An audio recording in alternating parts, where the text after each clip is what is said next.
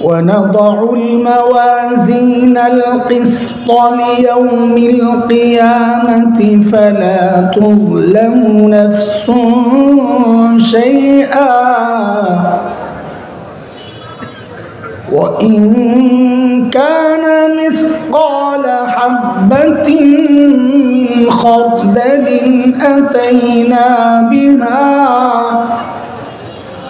وكفى بنا حاسبين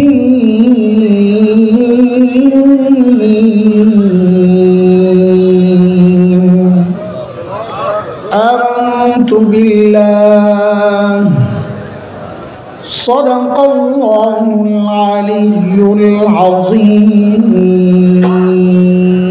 قرآن الكريم سورة أنبياء একটা আয়াত আমি পড়েছি 47 নম্বর আয়াত। এই আয়াতকে সামনে রেখে কিছু কথা একটু বলে যাই, বাকি কথা হযরত উলামায়ে কেরাম বলবেন, অনেক বড় বড় আলেমরা আসবেন আজকে ইনশাআল্লাহ তাআলা। আমি যে আয়াতটা পড়েছি শুধু আয়াতের একটু অর্থ শোনাই আপনাদেরকে। আল্লাহ বলেন ওয়ানাদাউল মাওয়াজিনাল কিসতা লিয়াউমিল কিয়ামাহ, কিয়ামতের দিন আমি ইনসাফের পাল্লা, দাড়ি পাল্লা দাঁড় করাবো। কোরআনের এক আয়াতের ব্যাখ্যা আরেক আয়াত দিয়ে আল্লাহ নিজে করেছেন। আবার কোথাও একই আয়াতের মধ্যে আয়াতের এক অংশের ব্যাখ্যা আরেক অংশ দিয়ে করেছেন। যেমন এখানে আল্লাহ বলেন আমি ইনসাফের দাড়িপাল্লা দাঁড় করাবো। এই ইনসাফের দাড়িপাল্লা মানে কি? তো আল্লাহ বলেন আমার ওই দাড়িপাল্লা দুনিয়ার বিচার আদালতের মতো হবে না। ফালা তুজলামু নাফসুন শাইআ, কেউ জুলুমের শিকার হবে না বিন্দু মাত্র।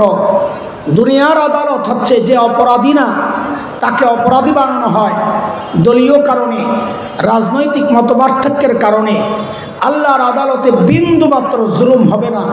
আমরা গত 16 বছর দেখেছি এই বিষয়গুলো। মাঝে মধ্যে খুব আক্ষেপের সাথে বলি, যাহারে কোরআনের পাখি আল্লামা দিলওয়ার হোসেন সাঈদী রাহিমাহুল্লাহ, এই মানুষটা 71-এ ধর্ষণ করেছে। একটু সামান্য আকল বিবেক বুদ্ধি যদি কারো মাথায় থাকে, দুনিয়ার কোনো মানুষ এই কথা বিশ্বাস করতে পারে না। এই দাবি আর বিশ্বাস, এই চেতনা তো তারাই লালন করতে পারে যারা হিন্দুস্তানের নুন খায়া গোলামি করে মস্তিষ্ক নষ্ট করেছে। এই জুলুমটা হয়েছে বাংলাদেশের আদালতে। আল্লাহ বলেন আমার আদালত কিন্তু এমন হবে না, আমার আদালত হবে জুলুম মুক্ত, যে যা করেছে তাই পাবে। বলে মানি? তো আল্লাহ বলেন ওয়া ইন কানা মিসকালা হাববাতিন মিন খারদাল আতাইনা বিহা, কেউ যদি একটা সরিষা দানা পরিমাণ আমলও করে, সেটা নেকি হোক বা গুনাহ হোক, যাই করুক না কেন, আমি আমল নামায় লিখিত রাখছি, ওই বিচারের দিন সেটাকে হিসাবের পাল্লায় আমি উঠায়া দিব। যার কারণে অপরাধীদের সামনে যখন আমলনামা পেশ করা হবে, সূরা কাহাফ 49 নম্বর আয়াত, আল্লাহ বলেন সেদিন অপরাধীরা ওই আমলনামা দেখি তো চিৎকার করতে থাকবে। কি বলে? মালি হাযাল কিতাব লা ইউগাদিরু সাগীরা ওয়ালা কাবীরা ইল্লা আহসাহা। এটা কেমন আমলনামা যে আমলনামা আমার একটা ছোট গুনাহও ছুটে নাই, একটা বড় গুনাহও ছুটে নাই, সব দিকে উঠে গেছে। তো আল্লাহ জানাবেন আমি তো আগেই জানাইছি, সরিষা দানা হইলেও আমি এটা উঠাবো, তাই করেছি। যাই হোক, ওই দিন হিসাবের হিসেবে, মানুষের আমল ওজন করা হিসাবে মানুষের শ্রেণী হবে 4টা। কয়টা বলেন তো? একটু আমাকে জবাব দিয়েন তো, আমার কথা অল্পতে শেষ করতে পারবো ইনশাআল্লাহ। হিসাবের হিসাবে মানে ওজন করার হিসাবে, পাল্লায় ওঠানো হিসাবে মানুষের শ্রেণী হবে কয়টা? এই 4টা শ্রেণী আপনারাও বের করতে পারবেন যদি আমি একটু সূত্রটা শিখাইয়া দিই। আচ্ছা, দাড়ি পাল্লার মধ্যে পাল্লা থাকে কয়টা বলেন? 2টা। এক পাল্লায় আপনি কথার কথা আলু রেখেছেন, আলু। এখন এই আলু মাপার জন্য পাশের পাল্লাটায় কিছু দেওয়া লাগবে না? না দেওয়া ছাড়াই মাপা যাবে? কি দেন? পাথর দেন। কিন্তু যদি এক পাল্লা খালি থাকে, বলেন মাপা যাবে? কেন যাবে না? আমি যা বলি ওইটা মুখস্থ করে পরবর্তী যখনই জিজ্ঞেস করব খালি ওইটাই বলবেন। কেন মাপা যাবে না? এক পাল্লা খালি। বলেন সবাই, কেন মাপা যাবে না? আবার বলেন, কেন মাপা যাবে না? আবার বলেন, কেন মাপা যাবে না? মনে থাকবো তো? এবার দেখেন হাসরের মাঠে মানুষের শ্রেণী হবে কয়টা? কেন চাপটা হবে? এই যে এবার আপনি ওই যে এক পাল্লা খালির সূত্রে খালি জবাব দিবেন। কিছু মানুষ হাসরে এমন পাওয়া যাবে যাদের নেকির পাল্লায় নেকি আছে কিন্তু গুনার পাল্লা খালি। বলেন তাদের আমল মাপা যাবে? বলেন না, কেন যাবে না বলেন তো? এক পাল্লা খালি, এটা বলা লাগবে, এই জন্য তো বারবার মুখস্থ করাইছি। এই মানুষের আমল মাপা যাবে না যাদের এক পাল্লায় নেকি আছে আরেক পাল্লায় গুনাহ নাই। মাপা যাবে? কেন যাবে না? এক পাল্লা বলতে হবে, নাহলে ভেজাল লাগবে। বলেন, এই মানুষগুলোকে আল্লাহ বিনা হিসাবে জান্নাত দিয়ে দেবেন। হিসাব করা যাচ্ছে না। কেন যাচ্ছে না বলেন তো? আবার পাল্লা একটা খালি। তারা কারা? যাদের গুনার পাল্লা খালি, বিনা হিসাবে জান্নাত, তারা কারা? আহলুস সুন্নাহ ওয়াল জামাতের আকীদা। আপনারা যাদের আহ্বানে এখানে এসেছেন, আমার ভাই মুফতি মিজান হাফিজাহুল্লাহ যে আকীদা লালন করেন, পোষণ করেন, উলামায়ে দেওবন্দের আকীদা, সমস্ত নবী মাসুম, নিষ্পাপ, কোন নবী জিন্দেগিতে কোনো গুনাহ করেন নাই। কেন করেন নাই? এর অনেক জবাব আছে, তার থেকে আমরা একটা জবাব শুধু বলবো ইনশাআল্লাহ। সমস্ত নবী কেন গুনাহ করেন নাই? এর অন্যতম মূল কারণ হচ্ছে আল্লাহ তাআলা সমস্ত নবীকে নিজেই গুনাহ থেকে বাঁচাইয়া দিয়েছেন। কে বাঁচাইছেন? যেমন আপনাদেরকে একটা উদাহরণ শোনাই। হযরত ইউসুফ আলাইহিস সালাম শুনছেন তো না? আমার মতো কালো মানুষ ছিল, হ্যাঁ? আহা, আমাদের নবী আলাইহিস সালাম ছাড়া, ওটা আমাদের নবী হিসাবের বাইরে। আমাদের নবী ছাড়া আল্লাহ এর চেয়ে সুন্দর কাউকে বানান নাই, বানাবেন না। এত সুন্দর মানুষটার দিকে যে দেখবে তারই তো মায়া লাগবে, তাই না? তো মেয়েরা যদি দেখে তাদেরও লাগবে না? লাগবে না? তো মিশরের গভর্নরের বিবি পাগল হয়েছে সৌন্দর্যে, খালি মহিলা, খালি গ্যাঞ্জাম লাগাইতে চায়, পারে না। হযরত ইউসুফ মুত্তাকি একদিন একদম অন্দরমহলে ঢুকাইছে খবর দিয়া। 7 দরজা ভিতরে, কয় দরজা? সাথে বাদিরেও নিয়ে গেছে। চল, ভেতরে ঢুকার পর বাদীকে বলা হয়েছে তুই এবার বের হবি আর বাইরে দিয়া দরজায় তালা লাগাই দিবি। তালা কোন দিক দিয়া? কথাগুলো বলছি কেন, পরে আমার কাজে লাগবে। শুধু বলেন তালা কোন দিক দিয়ে? বাহির দিয়ে। লাগাইতে লাগাইতে 7 দরজা শেষ করছে। এখন ভেতরে হযরত ইউসুফ বড় মারাত্মক বিপদে। বিপদের মৌলিক কারণ 3টা মুফাসসিররা লেখেন। এক কারণ হচ্ছে চারদিক বন্ধ, তিনি ফেসে গেছেন। 2 নম্বর কারণ হচ্ছে মনিবের স্ত্রীর আহ্বানকে প্রত্যাখ্যান করাও অনেক বিপদ। 3 নম্বর কারণ হচ্ছে হযরত ইউসুফ নিজেও তো একজন টকবকে যুবক। এমন অন্ধকারে, গভীরে, এমন নিরিবিলি জায়গায় একজন নারীর আহ্বানকে প্রত্যাখ্যান করা এটাও কম কঠিন কাজ না। এই সবগুলো বিপদের মধ্যে ফেসে গিয়ে হযরত ইউসুফ কি করেছেন? আল্লাহ কোরআন আল কারীমের সূরা ইউসুফের 23, 24, 25, 26 এই আয়াতগুলোতে বিস্তারিত বিবরণ দিয়েছেন। আল্লাহ বলেন, وراودته التي هو في بيتها عن نفسه وغلقت الأبواب وقالت هيت لك قال معاذ الله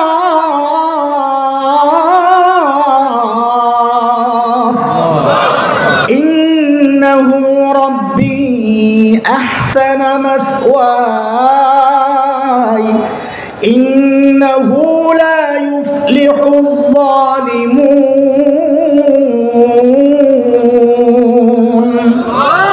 বিপদে পড়ে হযরত ইউসুফ দিয়েছেন এক চিৎকার, মাআযাল্লাহ, ও আল্লাহ আমারে বাঁচান। আমি 24 নম্বর আয়াতের তরজমা করব না, শুধু এতটুকু বলি। আল্লাহ বলেন কি, কাযালিকা লিনাসরিফা আনহু সুআ ওয়াল ফাহশা। আমি ইউসুফকে অন্যায় অশ্লীল কাজ থেকে আমি আল্লাহ নিজে বাঁচাইয়া দিচ্ছি। আমাকে একটু বলে যান, আমরা জোড়া পরে লাগাবো। হযরত ইউসুফকে কে বাঁচাইছেন? বাঁচানোর প্রক্রিয়াটা কি আল্লাহ নিজে বলতেছেন। 25 নম্বর আয়াত থেকে। ওয়াস্তাবাকাল বাব وقدت قميصه من دبر وألف يا سيدها لدى الباب। হযরত ইউসুফ দরজার দিকে ছুটছেন। আচ্ছা বলেন তো, হযরত ইউসুফ দেখছেন না দরজা বন্ধ? কোন দিক দিয়া, বাহির দিয়া না ভিতর দিয়া? তাইলে তিনি কি পাগল এই বন্ধ দরজার দিকে দৌড় মারবেন? কেন মারছেন? কারণ তিনি, তার যে ঈমান ছিল, ওই ঈমান ছিল নবীওয়ালা ঈমান। তিনি ওই বিশ্বাস রেখেছেন, আমি যে আল্লাহকে ডেকেছি ওই আল্লাহ আমাকে একা ছাড়তে পারবে না।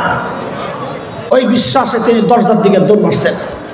জুলাইখাও পিছনে পিছনে কোন রকমের থাবা দিয়া জামাটা ধইরা টান দিছে, ছিঁড়া গেছে।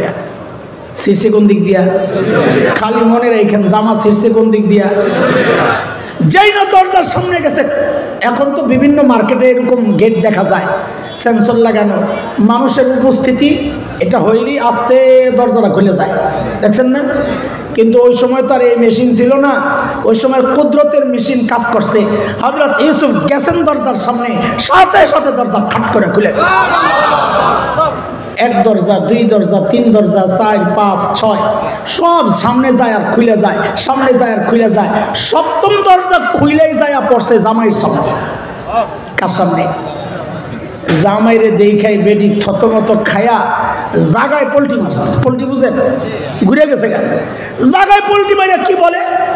قالت ما جزاء من أراد بأهلك سوء। আপনার স্ত্রীর সাথে অপকর্মের চেষ্টা যে করলো তার শাস্তি কি হওয়া উচিত? দেখেন কারবার, দোষ করলো নিজে, চাপায়া দেয় আরেকজনের কান্দে, পুরাই হাসিনা স্টাইল, ঠিক কিনা? যত বড় মানুষ তার ঘরে তত দুর্বলতা, বাহিরে মাস্তানি করলেও ভিতরে এসে বিলাই, জানেন তো? জুলাইখারও ওই নেতৃত্ব চলে আজিজে মিশর, মিশরের গভর্নরের উপরে। জিজ্ঞেস করতেছে শাস্তি কি হওয়া উচিত, বইলে আবার নিজেই কয় শাস্তি এটা হওয়া উচিত কি? ইল্লা আন ইউসজান, হয় ওরে আয়না করে ঢুকান। কোন জায়গায়? আপনি বলেন আয়না করা আসছিল নি, আর যেটা আসছিল ওইটা ওই চোখের আয়না করার কি? হয় ওরে আয়না করে ঢুকান, অথবা রিমান্ডে নিয়ে আযাবুন আলিম, কঠিন একটা পিটা লাগায়া দেন। মিশরের গভর্নর তো পুরো বেকুব হয়ে গেছে, কারণ ইউসুফ তাকেও চিনে, আবার নিজের বউ যে 2 নম্বর এটাও জানে। কিন্তু এখন করবো কি বেচারা? এই ইউসুফ কি হয়েছে, ঘটনা কি? জিজ্ঞাসা করা তো লাগে, কি হয়েছে? হযরত ইউসুফ বলেন, রাওয়াদাতনি আন নাফসি, আমি কিচ্ছু করি নাই, যা করছে বেনি করছে। এই খেয়াল করেন, এখন মিশরের গভর্নর বলে কি, তুমি যে করো নাই তার দলিল দাও, প্রমাণ দাও। প্রমাণ কার কাছে চাওয়া হচ্ছে? খেয়াল করেন সূক্ষ্ম কথা, প্রমাণ কার কাছে চাওয়া হচ্ছে? অথচ দুনিয়ার আদালত, ইসলামী আইন আদালত, সব জায়গার সিস্টেম এটা, প্রমাণ দিবে বাদী, অভিযোগকারী। বলেন প্রমাণ কে দিবে? আমরা আরবিতে বলি আল বাইয়িনাতু আলাল মুদ্দাই, প্রমাণ কে দেয়? বলেন না, অভিযোগকারী, বাদী। বাদী প্রমাণ কে দেয়? বাদী দেয়। এখানে অভিযোগকারী কে? ইউসুফ না জুলাইখা? কে কে? কাজী প্রমাণ কে দেওয়ার কথা? কে দেওয়ার কথা? অথচ প্রমাণ চাওয়া হচ্ছে কার কাছে? কাহিনী কি? উল্টাইলো কি জন্যে? নিয়ম ভাঙলো কি জন্যে? কারণ তখন জুলাইখারা ক্ষমতায়, তো ক্ষমতায় থাকলে নিয়ম উল্টায় যায়। আরে কথা বুঝেন না আপনারা? কয় প্রমাণ দাও, তুমি যে করো নাই প্রমাণ দাও। হযরত ইউসুফ চিন্তা করতেছে, প্রমাণ দেবো কোথেকে? ভিতরে ছিলাম আমি আর এই মহিলা, অভিযোগ করলো সে, অভিযুক্ত ব্যক্তি আমি, প্রমাণ আসবে কোথেকে? কিন্তু মনোবল হারান নাই, আমি যে আল্লাহকে ডেকেছি প্রমাণের ব্যবস্থা আল্লাহই করবো। এর মধ্যে জুলাইখার এক ফুফাতো বোন আসছিল বেড়াইতে, ওর এক পিচ্চি বাচ্চা দুধের, কথা বলার এখনো বয়স হয় নাই। ওই অন্দরমহল থেকে ওই পিচ্চির কান্নার আওয়াজ খালি ভেসে আসতেছে, ওয়া ওয়া ওয়া। হযরত ইউসুফের মনের কলিজায় ডাক দিছে, রে পিচ্চির কান্না থামে না কেন? মনে হয় আল্লাহ কিছু ইশারা দিতেছে। কয়ে লাইছে, আমার আমার আমার পক্ষে সাক্ষী দিবে ওই পিচ্চিটা। আচ্ছা আপনারা কোন, আমার কাছে যদি, আমি যদি এই ভাইয়ের কাছে বলি, এই তুমি এটা করো নাই, প্রমাণ দাও। হ্যাঁ যদি কয় প্রমাণ দিব এই বোতলে, আমি কি করবো? বেটা আমার লগে বিতলামি করস, থাপড়া দাঁত ফালায় দেবো। বেটা ফাইজলামি করস না, ইয়ার কি করস তুই আমার লগে, বোতলে প্রমাণ দিব। ওখানে কিন্তু কাহিনীটা তাই হয়েছে, প্রমাণ দিবে পিচ্ছি। তত মিশরের গভর্নর কর কথা, বেটা তুই আমার লগে বিতলামি করস না। ওই পিচ্ছি কথা কইতে পারে না, ও প্রমাণ দিবে না। কিন্তু মিশরের গভর্নর এটা বলেন নাই। কেন? কারণ তিনি জানেন এই ইউসুফ জানতেন মানুষ না, অতীতে কিছু প্রমাণ হয়েছে, সে যা বলেছে ফালতু কিছু বলে নাই, নিশ্চয়ই এর মধ্যে কোনো রহস্য আছে। বলে পিচ্ছিটারে নিয়ে আসো, নিয়ে আসো পিচ্ছি। পিচ্ছি আনছে, এখন পিচ্ছির কান্না থামছে। এখন পিচ্ছিরে জিজ্ঞেস করে, হেরে পিচ্ছি অপরাধ কে করছে? দেখেন দেখেন কুদরতের মুআমালা দেখেন। পিচ্ছু যদি সরাসরি বলতো ইউসুফ নিরপরাধ, জুলাইখা অপরাধী, তো জুলাইখা এবং তার সাঙ্গপাঙ্গরা কি বলতো? বলতো কি যে এই জাদু দিয়ে পিচ্ছির মুখ দিয়ে কথা বের করছে। কিন্তু আল্লাহ তাআলার কুদরত দেখেন, আল্লাহ হযরত ইউসুফের মুখ দিয়া এত সুন্দর প্রমাণ সহ কথা বের করছে, আমরা বলি ছাই দিয়ে ধরছে, লড়াচড়ারা সুযোগ দেয়। পিচ্ছি কি কয়? ইন কানা কামিসুহু কুদ্দা মিন ক্বাবল ফাসাদাকাত ওয়া হুয়া মিনাল কাযিবিন ওয়া ইন কানা কামিসুহু কুদ্দা মিন দুবুর ফাকাযাবাত ওয়া হুয়া মিনাস সাদিকিন।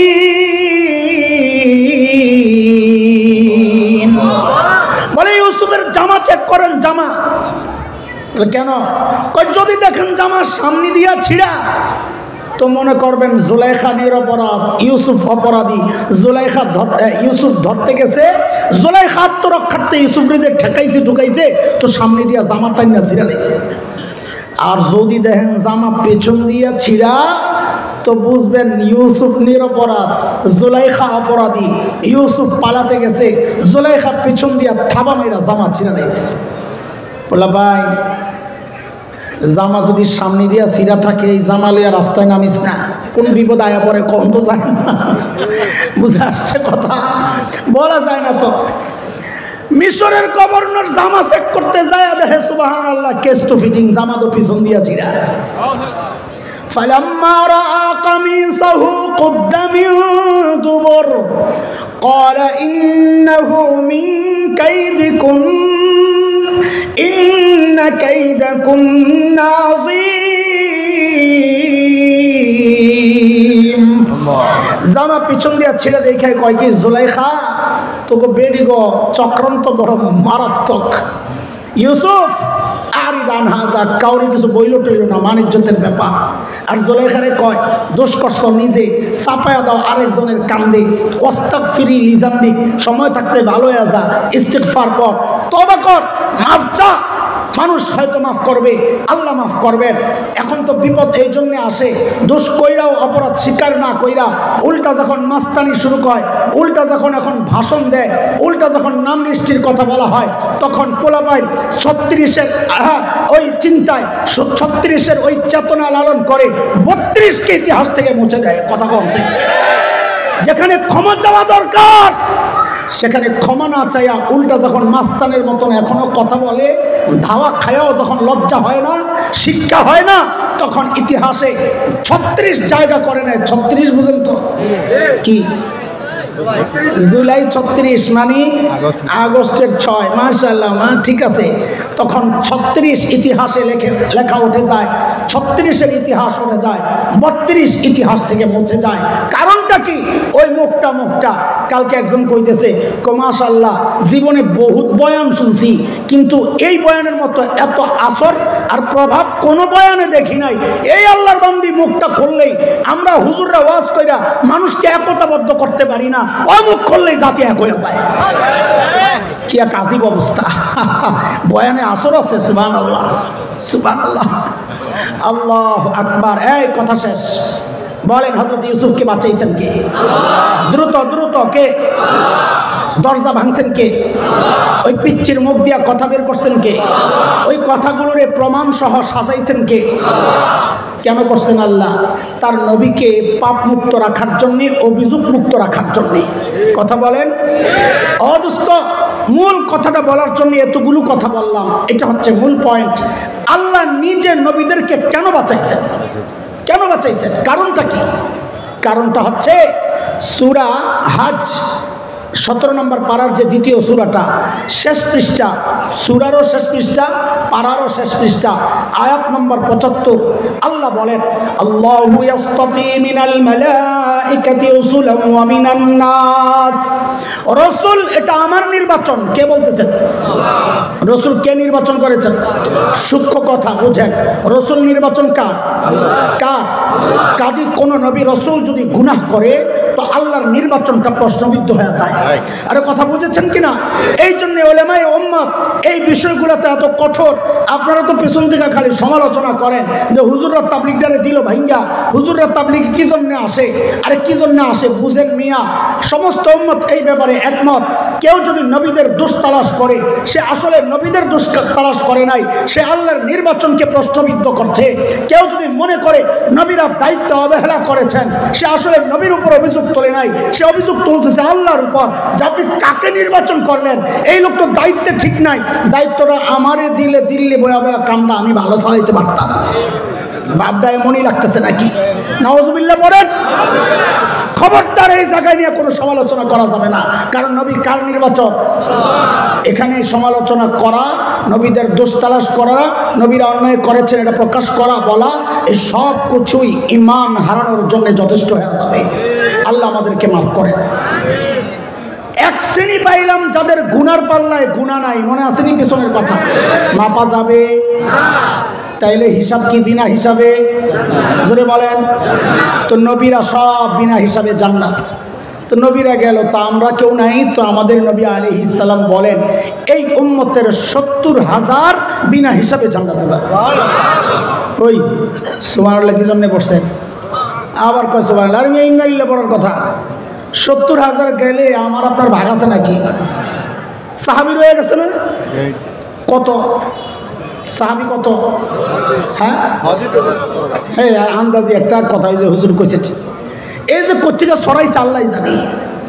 বিদায় হজে, বুখারীতে আসছে বর্ণনা, বিদায় হজে নবী আলাইহিস সালামের সাথে 100 লক্ষ সাহাবী শুধু হজ করছেন। হজ করছেন কত সাহাবী? তাহলে হজের মধ্যে গুড়া গাড়া, ল্যাংরা, আতুর, লুলা, কানা, ভুরা যা আছে, রুগী মুগি যা আছে সব কি আয়া পড়ছিল নাকি? আমাদের যাত্রাবাড়ির হজরত মহিউসুন্নাহ আল্লামা মাহমুদুল হাসান হজরত বলেছেন, ওনার কোনো তাহকিক থেকে উনি বলেছেন, জানি না, বড় মানুষ বলেছেন তখন 5 লক্ষ সাহাবী ছিল। কত সাহাবী? কত? এটা হজরতের মন্তব্য, বক্তব্য, আমিও তাহকিক করতে পারি নাই, কারণ এটা এক জায়গায় কিতাবে আসছে।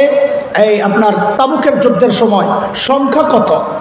এমনি তো 30,000 এটা প্রসিদ্ধ, কিন্তু বুখারীর বর্ণনা এক শব্দ আসছে যে তখন কোনো কিতাবে হাফেজ মানে রেজিস্টার বুক ছিল না তখন, যে হিসাব করে তোমার অরিজিনালটা বলবো। তো 30,000-এর হিসাব ঠিকমতো দিতে পারে নাই, 5 লক্ষের হিসাব কোত্থেকে দিবে? এটা অনুমান করা হচ্ছে যে 5 ভাগের 1 ভাগ মানুষ হজ করতে আসছে, তাইলে 1 লক্ষ 100 লক্ষ যদি হয়, তাইলে বাকি সাহাবী ছিল আরও 4 লাখ কাছাকাছি। এখন এই 70,000 যদি সাহাবীর থেকে যায়, তো সাহাবী তো রয়ে গেছে আরও 4,30,000। তা আমার আপনার সিরিয়াল আইব কোত্থেকে? ঠিক নবী আলাইহিস সালাম এই কথা বলে গেছেন ভিতরে। আয়েশা দেখেন কি সাহাবীদের মধ্যে কানাঘুষা চলতেছে, আরে 70,000 কে রে? না জানি ওই সৌভাগ্যবান কে, কি তাদের আলামত হইতে পারে, তাদের স্বভাব চরিত্র কি হইতে পারে, এগুলো নিয়ে আলোচনা চলতেছে। নবী আলাইহিস সালাম জিজ্ঞেস করতেন যে কি নিয়ে আলোচনা করতেছো তোমরা এত অস্থির? ইয়া রাসূলুল্লাহ বইলা গেলেন 70,000 বিনা হিসাবে, কারা এরা? আমরা একটু নিজেরা আলাপ করতেছি। লম্বা হাদিস। ওই হাদিসে নবী একটা কথা বলেছেন, ওই কথা থেকে যেটা বোঝা যায় ওই 70,000 সাহাবী, 70,000 বিনা হিসাবে যে জান্নাতে যাবে, আসলে ওই 70,000 প্রত্যেকে এক একজন এক একটা গ্রুপের গ্রুপ লিডার। 70,000 কি? 70,000 কি? Group leader. বলে গ্রুপের সংখ্যা কত? বলে প্রত্যেক গ্রুপে থাকবে 70,000। 70,000 ইন্টু 70,000 49 কোটি বিনা হিসাবে জান্নাতে যাবে। এইবার একটু আলহামদুলিল্লাহ সুবহানাল্লাহ কওয়া যায়। আগে কোন সাহসে কইছিলেন মিয়া, পুরা হাদিস না শুই না। এইবার কোন আল্লাহ এই 49 কোটির মধ্যে আমরা তাআতুল্লাহরে কোন রকম ঢুকাইয়া দিও। আর যদি তাও মঞ্জুর না হয় ঠিক আছে মানলাম, তুমি 49 কোটিরই দিও, আমগরে খাদেম হিসাবে ঢুকাইয়া দিও। আমরা যাই ওই 49 কোটির পাও টিপু, জুতা ঠিক করো। আরে কন্যা আলহামদুলিল্লাহ কই তো এটা ভিতরে জিনিস আরেকটা বলে খালি ঢুকাইয়া দেন। নবী কইছে কমপক্ষে 10 দুনিয়া, কমপক্ষে। আল্লাহু আকবার বলেন না, আল্লাহু আকবার। এই গ্রুপ যাবে বিনা হিসাবে জান্নাত, যাদের নেকির পাল্লায় নেকি আছে কিন্তু গুনার পাল্লায় মাপা যাবে। কেন যাবে না? পাল্লা একটা খালি। ঠিক উল্টা হবে আরেকটা, যাদের গুনার পাল্লায় গুনাহ তো আছে কিন্তু নেকির পাল্লায় নেকি নাই। বলেন তো এখন মাপা যাবে? কেন যাবে না? আরে পাল্লা খালি বললে তো হবে না, একটার মধ্যে আছে, এজন্য বলতে হবে পাল্লা একটা খালি। বলেন ঠিক করে, মাপা যাবে? কেন? পাল্লা একটা। এদের সম্পর্কে আল্লাহ বলেন ফালা নুকিমু লাহুম ইয়াউমাল কিয়ামাতি ওয়াজনা, আমি হাসরে তাদের আমল মাপবো না। কেন মাপবো? বলে পাল্লা একটা খালি, মাপা যাবে না। এদের ঠিকানা বিনা হিসাবে জাহান্নাম। কোথায়? এরা কারা? যারা বিনা হিসাবে জাহান্নাম যাবে, যাদের নেকির পাল্লা খালি, এরা কারা? সমস্ত কাফের, সমস্ত বর্তমানে যত আহলি কিতাব বলেন, ইহুদি নাসারা সব কাফের, এবং সব নবীর যুগে নবীকে যারা অস্বীকার করেছে সব কাফের। এরা সবাই বিনা হিসাবে জাহান্নাম। কিন্তু ওইটা তো আমিও জানি, আপনিও জানেন। যেটা আমরা জানি না সেটা হচ্ছে আমার আপনার মতো এমন লেবাসওয়ালাও বহু মানুষ পাওয়া যাবে যারা বিনা হিসাবে জাহান্নামে যাবে। তারা কারা? এটা হচ্ছে আমাদের জানার বিষয়। তারা কারা? তো আল্লাহ বলেন ওমাই ইয়ারতাদিদ মিনকুম আন দীনিহি ফায়ামুত ওয়া হুয়া কাফির ফাউলাইকা হাবিতাত আ'মালুহুম ফিদ দুনিয়া ওয়াল আখিরাহ ওয়া উলাইকা আসহাবুন নার হুম ফিহা খালিদুন। আল্লাহ বলেন যারা মুরতাদ, আমি পুরো আয়াতের তরজমা করছি না, আল্লাহ বলেন যারা মুরতাদ তাদেরও হিসাব হবে না, তারাও বিনা হিসাবে জাহান্নামী। বলে মুরতাদ কারা? হ্যাঁ, আমাদের জন্য আফসোস, আজকে এই সমাজের মানুষ মুরতাদ হয়। যে মুরতাদ হয় সেও জানে না, যেই সমাজে মুরতাদ হয় সেও জানে না। ও দোস্ত শোনেন, একটু ছোট্ট করে বলি, টুপি আপনি পরেন না, আজীবন না পড়লে আল্লাহ আপনাকে জিজ্ঞেস করবেন না, কিন্তু টুপি নিয়ে তাচ্ছিল্য করবেন, সাথে সাথে আপনি মুরতাদ হয়ে যাবেন। দাড়ি আপনি রাখেন নাই, আল্লাহ চাইলে মাফ করে দিবেন। আপনি হারাম কাজ করেছেন, আল্লাহ চাইলে মাফ করে দিবেন, কিন্তু দাড়ি নিয়ে কটূক্তি করবেন, সাথে সাথে ঈমান চলে যাবে। পর্দা আপনি করেন না, আল্লাহ চাইলে মাফ করে দিবেন, কিন্তু পর্দাকে অপ্রয়োজনীয় একটা অতিরিক্ত কাপড় পরা এইরকম কোনো তাচ্ছিল্যের সাথে আপনি বলবেন, সাথে সাথে ঈমান চলে যাবে। জিহাদ আপনি করতে পারেন নাই, অথবা যেতে পারেন নাই, সামর্থ্য নাই আপনার, অথবা সমর্থন দিতে পারছেন না, ভয়ে ডরে, কিন্তু জিহাদকে অস্বীকার করবেন, কোনো মুজাহিদকে নিয়ে তাচ্ছিল্য করবেন, জিহাদি বক্তব্য কেউ দিলে তাকে উগ্রবাদী হিসাবে আখ্যায়িত করবেন। কোন রাষ্ট্র জিহাদের উপর দাঁড়ায়া ইসলামী হুকুমত কায়েম করছে, ওই তালেবানদের মতো তাদেরকে সন্ত্রাসী জঙ্গি বলবেন। আল্লাহর কসম, আল্লাহর কসম, আল্লাহর কসম, এইরকম বক্তব্য যে দিবে তার ঈমান থাকতে পারে না, ঈমান থাকতে পারে না, ওটা বেঈমান কাফির মুরতাদ, তার ঠিকানা বিনা হিসাবে। কথা ঠিক কিনা বলে? আরে আমার মতো আপনার তাকবীর তো লাগা, স্লোগান ঠিকই দিবেন, ভোটের সময় পিছনে পিছনে দৌড়াইবেন কাদের? যারা বলে আমার দলের সাথে শরিয়া আইনের সম্পর্ক নাই, এখন স্লোগান ঠিকই মারে, ভোটের সময় ঠিকই তাদের পেছনে দৌড়াবেন। আরে তুমি শরিয়া আইন চাইলেও এই বাংলার জমিনে শরিয়া আইন কায়েম হবে ইনশাআল্লাহ, তোমরা চাইলেও হবে, না চাইলেও হবে। কথা বলেন, কথা বলেন। ইসলামপন্থীরা জেগেছে। আরে তোমরা যেমন বিশ্বাস করো 2 2 4 হয়, আমরা বিশ্বাস করি এটা কোনোদিন পাসও হইতে পারে, তোমরা নিয়ম বানাইবা, কিন্তু আমার নবী যা বলেছেন তার ব্যতিক্রম কোনোদিন হবে না, এটা আমরা বিশ্বাস করি। আমার নবী বলেছেন গোটা দুনিয়ায় একদিন শরিয়া আইন চালু হবে, বলেছেন কিনা? বাংলাদেশ কি দুনিয়ার বাইরে? দুনিয়ার বাইরে, তাহলে বাংলাদেশে শরিয়া আইন চালু হবে কি হবে না? এই জন্যে যখন দেখি সীমান্তে আমাদের দেশ দখলের একটা ভেসকি মেসকি মারে, ডুববে ডুববে ভাব, আপনারা ডরান কিনা জানি না, আমি ডরাই না, আমরা ডরাই না। কেন? আমরা আমরা তো এমন কিছুর অপেক্ষায় আছি। কেন আমার দেশকে ঘোড়ার ডিম দখল করবা? আমরা নির্দিষ্ট ভূখণ্ডরই আমাদের স্বপ্ন সাজাই না, আমাদের স্বপ্ন তো অন্য কিছু। আলহামদুলিল্লাহ আমাদের স্বপ্ন বাস্তবায়ন শুরু হয়ে গেছে। তাকায় দেখো, সিরিয়ায় কালিমার পতাকা উঠে গেছে, আফগানিস্তানে কালিমার পতাকা উঠে গেছে। আমার দেশকে দখল করবা? আমরা তো স্বপ্ন দেখি ইনশাআল্লাহ খুব শিগগির দিল্লির লালকেল্লায় আবারও কালিমার পতাকা পথ পথ করবে ইনশাআল্লাহ।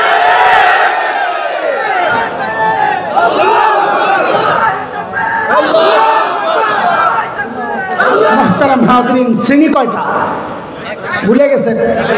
শ্রেণী কয়টা? এক শ্রেণী বিনা হিসাবে, আরেক শ্রেণী বিনা হিসাবে, আর রয়েছে কয়টা? এই দুই শ্রেণী আমরা মুসলমান, এই দুই শ্রেণী মুসলমান। তারা কারা? যাদের নেকির পাল্লায় নেকিও আছে, গুনার পাল্লায় গুনাও আছে। কারোটা এদিকে বেশি, কারোটা এদিকে বেশি। কথা বুঝে আসছে নি? যাদের নেকির পাল্লায় নেকি বেশি আল্লাহ তাদের সম্পর্কে বলেন ফাআম্মা মান সাকুলাত মাওয়াজিনুহু, সূরা জিলজাল শেষ দিক পড়ে দেখেন। আল্লাহ বলেন ফাআম্মা মান সাকুলাত মাওয়াজিনুহু ফাহুয়া ফি আইশাতির রাদিয়াহ, যার নেকির পাল্লা ভারী সেও জান্নাতে চলে যাবে। হায় আল্লাহ, আল্লাহ আল্লাহ রসুলের যে কি মায়া আমাদের জন্যে, আমাদের নেকির পাল্লা ভারী করার জন্য যে আল্লাহ কত পদ্ধতি শিখাইছেন। একটা তো অটো সিস্টেম লাগায় রাখছেন। অটো সিস্টেম কি বলে? নেকির পাল্লা ভারী করার খোদাই অটো সিস্টেমের দয়া। বলে বান্দা তুই আমল করবি একটা, আমি তোর পাল্লা ভারী করার জন্যে উঠায়া দিব 10টা। মান জাআ বিল হাসানাহ ফালাহু আশরু আমসালিহা ওয়া মান জাআ বিস-সাইয়্যাহ ফালা ইউজজা ইল্লা মিসলাহা। কিরে তোর আমলের পাল্লা ভারী করতে পারস নাই? কাল্লা পারি নাই। কয় যা তোরে একটা মাস দিয়ে দিলাম, পুরা মাস পাল্লা ভারী করার সুবর্ণ সুযোগ। বলে আল্লাহ কি?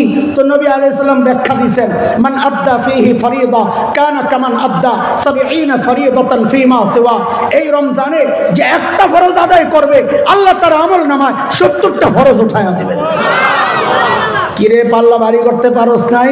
আল্লাহ পারি নাই। কয় যা তোর একটা বিশেষ রাত দিয়া দিলাম, পাল্লা ভারী কর। যেই রাতটার দাম বাড়াইতে বাড়াইতে কত বাড়াইছি? 1000 মাসের চেয়েও, 1000 মাসের চেয়েও দামি। কত কত মাস? কত এটা? কয়দিন হয়? কয় মাস? 83,000 4 বছর, 83 বছর 4 মাস। আমি কানে ধরছি, আপনারাও ধরেন। সবাই সবাই এ ভাই কানে ধরেন। ধরছেন? ধরছেন না? ধরেন, আমি ধরছি। বলেন আর জিন্দিগিতে হিসাব করুন না। বলেন জিন্দিগিতে হিসাব করুন না, জিন্দিগিতে হিসাব করুন না। হিসাব করছি তো ঠকছি। বলেন হিসাব করছি তো। আরে আল্লাহ কয় 1000 মাসের চেয়ে দামি বেশি। বলে কত বেশি? আল্লাহ বলে এক হাদিসে, হাদিসে কুদসি আল্লাহর বক্তব্য, আনা বিজন্নি আবদিবি, আমারে আমার বান্দায় যা মনে করে আমি তাই। বেশি কত?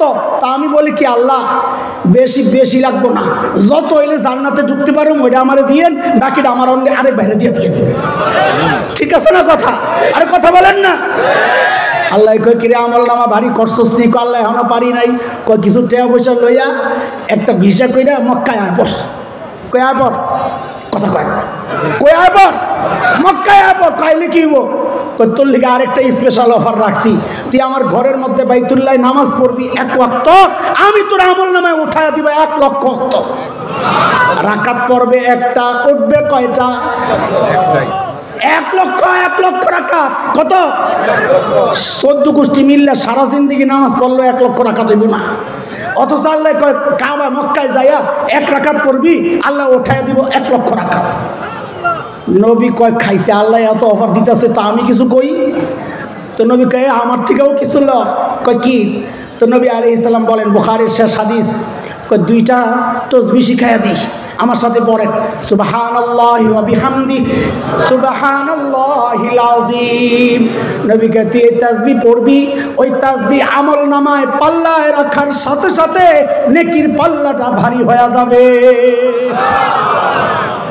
আচ্ছা একটা জিনিস বুঝাই, নেকির পাল্লায় আছে 2 কেজি নেকি, গুনার পাল্লায় আছে 5 কেজি গুনাহ। ভারী কোনটা? ভারী হওয়ার জন্য বেশি হওয়া জরুরি না, গুনার পাল্লায় যদিও গুণা আছে 5 কেজি, নেকির পাল্লায় 2 কেজি। এখন আপনি এই গুনার পাল্লার 5 কেজির যদি 1 কেজি বানান, নেকির পাল্লা কিন্তু অটোমেটিক ভারী হয়ে যাবে, ঠিক নেই? তো নবী কয় রাখ, এদিক দিয়ে তুই ভারী করতে থাক, আমি আরেকটা বুদ্ধি শিখাইয়া দিই তোরে। বলে বলেন। বলে তুই সুবহানাল্লাহি ওয়া বিহামদিহি 100 বার পড়বি। পারবেন না প্রতিদিন 100 বার পড়তে? কয় 100 বার পড়বি। কয় পড়লে?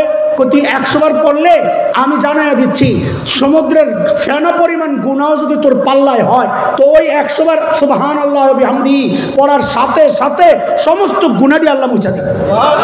এদিক দিয়ে গুনাহ যদি মুছা যায়, ওদিক দিয়ে আমল 1 কেজি হইলেও তো এটা ভারী হয়ে যাবে। আরে কথা কয় না? ভারী হওয়া শর্ত, 1 মন হওয়া তো শর্ত না। আল্লাহ কইছে ফাম্মা মান সাকুলাত, যার পাল্লা ভারী যদি 1 কেজি দিয়াও হয়, তাও তো আমি জান্নাতি। কিন্তু শর্ত হলো পাশেরটা খালি করতে হইব। পাশেরটা কয় কি তাও কিছু কর্তার অবস্থায়? কয় না, সিনেমা দেখতে দেখতে ফেসবুক চালাইতে জীবন গেছে গা। কয় যে মাঝে মাঝে সুবহানাল্লাহ কইছে, তৈরি দিয়ে কি কৌড়ি দিয়া আল্লাহ তাআলা সাথে সাথে জান্নাতে একটা গাছ লাগাই দিয়েছেন। এইবার যারা পড়ছে এগো লাগছে গাছ আরেকটা, এইবার যারা পড়ছে ওগো লাগছে আরেকটা, এইবার যারা পড়ছে ওগো লাগছে আরেকটা। এই পশ্চিম দিয়ে আরেকটা লাগাও, উত্তর দিয়ে আরেকটা লাগাও, পূর্ব দিয়ে আরেকটা লাগাও না, দক্ষিণ দিয়ে আরেকটা লাগাও না। আরে লাগাও, আরেকটা লাগাও, লাইন ধরে লাগাও, চারদিক দিয়ে লাগাও, লাগাও লাগাও লাগাও। হায় হায় হায়, কি সুযোগ আল্লাহর নবী আমারে করে দিছেন, অথচ আমি গাছ লাগানি বাদ দিয়া বয়া বয়া মোবাইল টিপি।